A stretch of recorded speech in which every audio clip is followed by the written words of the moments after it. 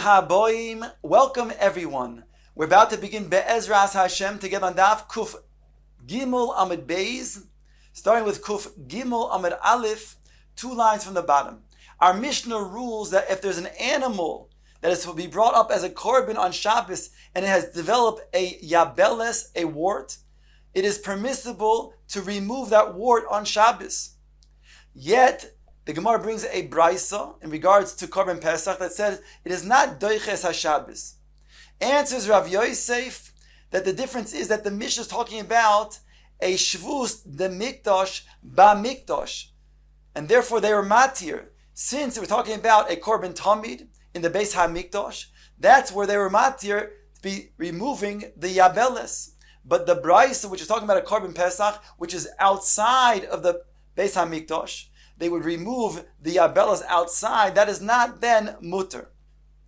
Now the Gemara brings another resolution to this, what appears to be a contradiction. This in the name of Rava. Says the Gemara, Rava Omar, Rabbi Eliezer he. Indeed, our Mishnah is authored by Rabbi Eliezer. The Omar Machshirei Mitzvah Doichines HaShabbos, who holds that Machshirei Mitzvah is Doiches HaShabbos, meaning to say, not only is the mitzvah itself Doiches Shabbos, for example, like Bris Milah, which is Doiches Shabbos, but even the Machshirei, the preparation for the mitzvah, will also be Doiches Shabbos, and therefore if a person needs a knife to make the Bris Milah, he can fashion a knife even by doing malachos of Shabbos, because that's Machshir Mitzvah, which is Doiches Shabbos according to Rabbi Eliezer. So too over here, our Mishnah is allowing you to then do Machshirei Mitzvah by cutting out the yabeles. The Mishnah states in the Seifa that cannot be done with a kli, even in the Beis HaMikdash. And if indeed Rabbi Eliezer holds, which he does, Machshir Mitzvah is Doiches Shabbos, so then why can't you do it with a kli? Answers the Gemara to explain, Umoide Rabbi Eliezer de kama de efshar l'shinuye mashaninan. Rabbi Eliezer, even though he holds that Machshir Mitzvah is Doiches Shabbos, but whatever shinui one can then do, he must do. And therefore, it's dechuya. And that's why you can't go ahead and remove the yabeles with your kli. You have to do it with a hand. Says the Gemara, Daf Kuf Gimel Amud Beis at the very top, Maihi. Ask the Gemara, where do we know that indeed Rabbi Eliezer holds that you have to make a shinui if you can do so, and it's just dechuya? Says the Gemara Detani, because it says in the following brayso, Kohen shall also bo yabeles chaveroi choit choiloi bishinov. Here it states in the brayso in regards to yabeles that has been developed on a kohen. There it also is a psul for the kohen. It states over here, if that is now found on Shabbos, so therefore a friend, another person of the kohen, can then remove the yabeles by biting it off. Gemara now makes the deal. Bishinov in bikliloi. Only with his teeth he can do so, but with his kli, with an implement, he can't. Chaveroi in ihuloi. His friend can remove it, but he himself cannot. So says the Gemara, Mani, who is this brisa? Ilema Rabbanon ube mikdash. If you're going to say it's referring to the Rabbanon, and therefore, since over here it's with a shinui, it's something that's considered to be a dirabanon, and therefore in the mikdash they were matir. So the Gemara says, "Kivan da amri rabbanon ba'alma mishum shvus hacha mali hu mali chaveroi." The rabbanon's position in regards to the removal of either a nail or a piece of skin, in this case the yabeles, is that a person himself, whether he removes it or his friends removes it, whether it's with his hand or with its teeth, is equally going to be a shinui, that's going to be Isser Dirabbanon only. So why does then, if this brisa, if it's altered by the Rabbanon, specify that his friend is removing it with his teeth? He himself can remove it. Elulav, says the Gemara, Rabbi Eliezer. It must be that our brisa is indeed authored by Rabbi Eliezer. Do Omar be'almo chayev chatos v'hocha afagav de machshirei mitzvah doichines haShabbos kama de efshel lishinui mashaninon. Even though that Rabbi Eliezer's position is that even when it comes to machshirei mitzvah, that you can even do a malacha, it's doicha Shabbos, but when you can go ahead and do something that is less a shinui, then you must do that. And so too over here. Granted, one can normally do a malacha by taking an implement, but since a person can go ahead and have his friend go ahead and remove the yabelis with a shinui, he must do so. Now it's important to note that the chachamim hold that when he were to then remove the yabelis himself, that would be an Isser Deraisa. It's only when his friend removes it, says Rabbi Eliezer, that it's going to be considered to be a shinui and only an Isser Derabanan. So Gemara says, Loi, la'olam, it is the Rabbanon. Ve'i alsa bekreiso hochinami. If it went, and we were talking about a yabelis that was on his stomach area, then it's true, he'd have a trouble removing it himself. But hacha, b'mayaskinan, so he could remove it himself rather. But hacha b'mayaskinan kigon she'oso loy neshicha begaboy batzile yodov di'ihu loy motzi shokile. But here we're talking about a case where the yabelis is developed on a place like his back where he can't remove it with his hand, or on his elbow he can't remove it with his teeth. And therefore the Brisa specifies a scenario where his friend has to remove it with his teeth.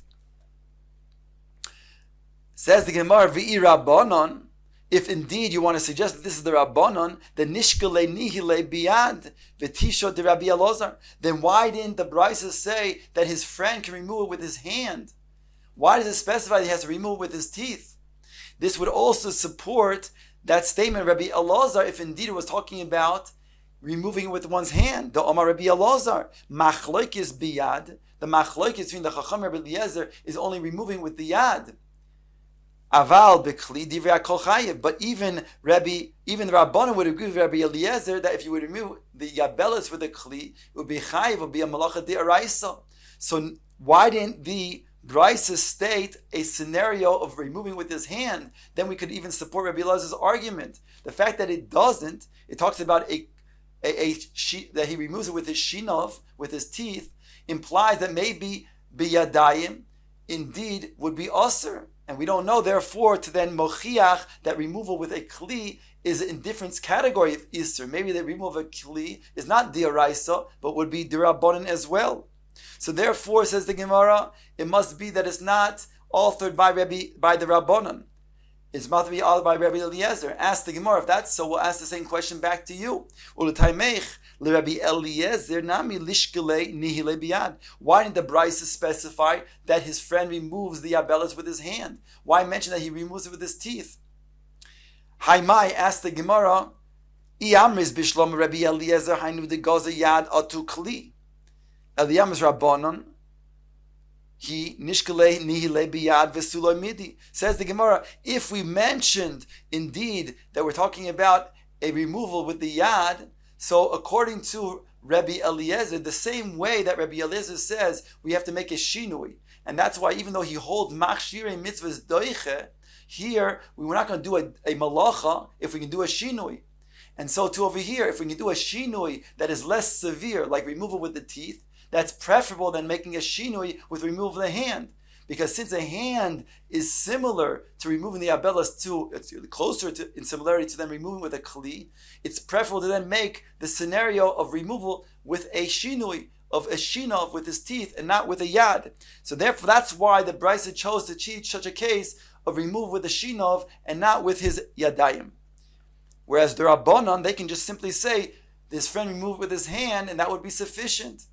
So therefore the Gemara has proven the way Rava explains that this Brisa is indeed altered by Rabbi Eliezer, and therefore he can miyashev the steel that we started off with. We said that the Mishnah itself can be altered by Rabbi Eliezer, who says you can remove the yabelis on Shabbos. The Sefer of the Mishnah says with a kli you cannot. That's because Rabbi Eliezer holds that when it comes to a shinui, even though machshirei mitzvah is doiche Shabbos, but you're prohibited to then do a malacha if you can do a shinui. In this case, you can remove the yabelis with your hand and not with the kli. The Gemara now brings the next Mishnah, kohen shaloka be'etzboi, a kohen who has a makeh, he has a wound on his finger, states in the Mishnah, karech ale gemi B'mikdash avol b'medina. Since he needs to do the avodah, so therefore it would be not the right kavod for the avodah if you have an open wound. So therefore he can go ahead and wrap it with a gemi type of plant that is used for refuah. They're in the mikdash, because that will then permit him to then do the avodah. It'll be doiche because of the machshirei mitzvah, because it's a shvus only. And therefore, here it's permitted. Avaloi b'Medina, but in the Medina, one cannot do so, because in the Medina, this would be considered to be a shvus, an isser d'Rabbanan, since the Chacham were geyser refuah, because they were concerned that person might come to grind different types of spices and things for refuah purposes. So therefore, they said it normally for refuah it's osir, and therefore in the Medina would be prohibited. However, if even in the Beis HaMikdash, he's doing it to make it tight, when he wraps the gemi around the wound of his finger to then remove dam, blood, then kan vekan also, even in the Beis HaMikdash, it would be osir, because aleph is not necessary for the avodah, and beis is considered to be a malacha d'oraisa of chayvel. Says the Gemara, Amar Rav Yehuda b'rei Rav Yechia, Lo shonu ela gemi, aval tziltzul katan have yitor begadim. He makes the following statement, Rav Yehuda b'rei Rav Yechia. He says that which it's taught in the Mishnah, you can wrap a gemi, is specifically a gemi, but not, he says, a small belt, because that would be a problem of yitor begadim. Yitor begadim is a problem, is a prohibition that a kohen who does the avodah must wear his 4 garments. If it's a kohen hedyot, if it's a kohen gadol, 8 garments. And if he has either an additional garment or a lacking of one of those garments, then the avodah is pasul. So here states Reb Yehuda b'rei Reb Chia that he cannot then wrap the gemi with a small belt, because that would be considered to be yitor begadim. Rabbi Yochanan argues, and he says, Lo amru yitor begadim ela b'makom begadim. When do we say there's a problem of yitor begadim? That is in the place where the beged is worn. Aval shelo b'makom begadim lo have yitor begadim. There's not a problem of yitor begadim. So therefore we have a machlokes. Where do we say yitor begadim? According to Rabbi Yochanan, it's only in a place where you would have clothes. V'teipuk le mishum chatzita. Ask the Gemara whether it's a gemi or even if it's going to be a small a tziltzul katan. Either way, let us say that is aser because it makes a chatzitza. Ask the Gemara, and therefore that would be a problem. Answers the Gemara bismol. We're talking about, even though let's say the kohen has to grab onto a kli, it doesn't make a chatzitza, because we're talking about he holds onto the kli with his right hand. The left hand is something that's not used for the avodah. It's postal in the avodah. So therefore, we're talking about over here, we had the wound on the left hand. Inami, alternatively, biyamin, it was on the right hand. But v'shlo b'makom avodah, we're talking about on the outside of the finger, whereby it didn't make a chatzitza. Now the Gemara says, Upliga de Rava, that which Rabbi Yochanan just made us distinction. He says, when do we say yitor begadim? That is when there is b'makom begadim, but in a place that's not b'makom begadim, there's no issue of yitor begadim. So Gemara says, Upliga de Rava, he's arguing on Rava. The Omar Rava, Omar Rav Chizda. Rava said the following name of Rav Chizda: b'makom begadim afilu nima achas chaytzetzes. In the place of begadim, even one thread will make a chatzitza. Shaloi b'makom begadim shalosh al shalosh chaytzetzos. Pachim shalosh al shalosh ein chaytzetzos. But in a place that's not where the begadim are, then if it's a size of 3 by 3 finger breadths, then that will be considered to be a problem yitor begadim, what he calls chaytzetzos. But if it's not, if the smaller amount, then it's not going to be making a yitor begadim. So we see clearly over here that Rava says, even in a place where it's not b'makom begadim, it can still be something that is considered to be yitor begadim. So Ad Rabbi Yochanan Vadai Pliga, as we just said, certainly this will argue what Rava is saying on Rabbi Yochanan. Ad Rabbi Yehuda b'rei Rabbi Chia mi neima pliga. But who says that this is going to be arguing on Rabbi Yehuda b'rei Rabbi Chia? Perhaps it's not arguing. Maybe indeed it's different. Maybe indeed that he said that you can't have a tziltzul katan.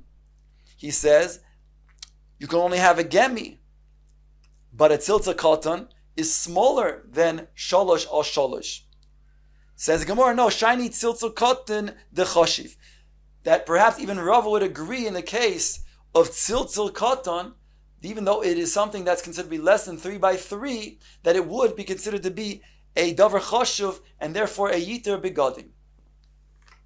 Lishna achrina amar law. Others said a different version of what we just recorded. Omar Rab Yehuda b'rei Rab Chia. Rab Yehuda, the son of Rab Chia, said the following: Lo shanu ela gemi, aval tziltzal katan chaytzitz. He said the same thing we had before, that hasn't changed. He says that this that we're talking about in the Mishnah, where we can wrap the wound on the finger of the kohen, is referring to wrapping with a gemi, but you cannot wrap it with a small, a tziltzal katan. Why? Because he says that it's going to be a problem of yiter begadim. Rabbi Yochanan Omar. Rabbi Yochanan says, Lo yamru chatzitza bepachos misholosh al sholosh ela b'makom begadim. That which we saying that it's going to be a chatzitza. Here, chatzitza means kipshutoi, unlike what we just saw before in the previous line, when Reb Yehuda said that tziltzal katan makes a chaytzis. That we learn to be, it makes a yiter begadim. Here, Rabbi Yochanan in his first statement is saying that we don't say that there's a chatzitza, the typical chatzitza, the classical chatzitza, if it's going to be less than 3 by 3 in the mokum of the beged, because you can't have between the beged and the skin a chatzitza. Aval shaloi b'makom begadim, but if it's not in the place of the begadim, top of chuf dal amud aleph, sholosh al sholosh chaytzitzos. Pachais mishalosh ein chaytzos. Then 3 by 3 here again we switch back and say chaytzos means yiter begadim, because we're talking about a place that's not where the beged is. If it's the size of 3 by 3 finger breadths, then it's going to be a yiter begadim. If it's less than that size, it's not yiter begadim. V'hainu de Rava amar Rav Chizda, and this is indeed what Rava said in the name of Rav Chizda, that indeed it's going to be yiter begadim if it's going to be outside, a place that's outside where the beged is, even if it's going to be outside where the beged is, if it's going to be sholosh al sholosh etzbois.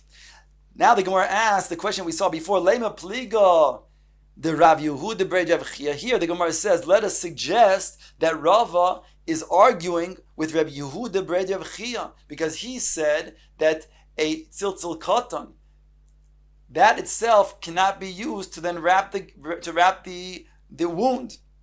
And yet you see that Rava says if it's less than 3 by 3 in a place that's not b'makom begadim, then that also is going to be okay. It's only if it's 3 by 3 is going to be a problem. So you see that he's l'chara arguing Rabbi Yehuda b'rei Rav Chia. So Gemara says shiny tziltzal katan dechashiv, that even Rava would agree when a tziltzal katan there is a davar chashuv, and therefore even that could be a problem of a yiter beged even outside or makom where it's worn outside where the beged is. Ule Rabbi Yochanan. Now the Gemara says, according to Rabbi Yochanan, Adashmi'ino nami lishma'in tziltzal katan. Once we talk about Rabbi Yochanan saying that indeed it's going to then make a yiter beged, even if it's going to be something like, says the Gemara, Adashmi'in gemi lishma'in tziltzal katan. The same way that Rabbi Yochanan tells us by a gemi that that's something that can be used. Lishma'in and tziltzal katan. Let, according to Rabbi Yochanan, use the case of tziltzal katan. In other words, since you can wrap, according to Rabbi Yochanan, equally a tziltzal katan, because he says that's not going to be an issue of yiter begadim, so therefore Rabbi Yochanan, who does not learn, like we said before, like Rava, who says that it's a davar chashuv. Here, of course, Rabbi Yochanan certainly is arguing. So the same way that Rabbi Yochanan learns that a gemi can be used to wrap the wound, let him also then say equally in the Mishnah, tziltzal katan, and then we'll know gemi. Why did the Mishnah have to specify gemi? Answers the Gemara, milsa agav orche kamashmalon, the gemi masi. The Gemara says that according to Rabbi Yochanan, the reason why the Mishnah chooses to use the case of gemi is to teach a tosefes chidish, that even though gemi is such that it's a refuah, and we said normally a refuah is aser midrabanan, but in the mikdash it's a shvus, and we don't have shvus in the mikdash, and therefore it's mutter.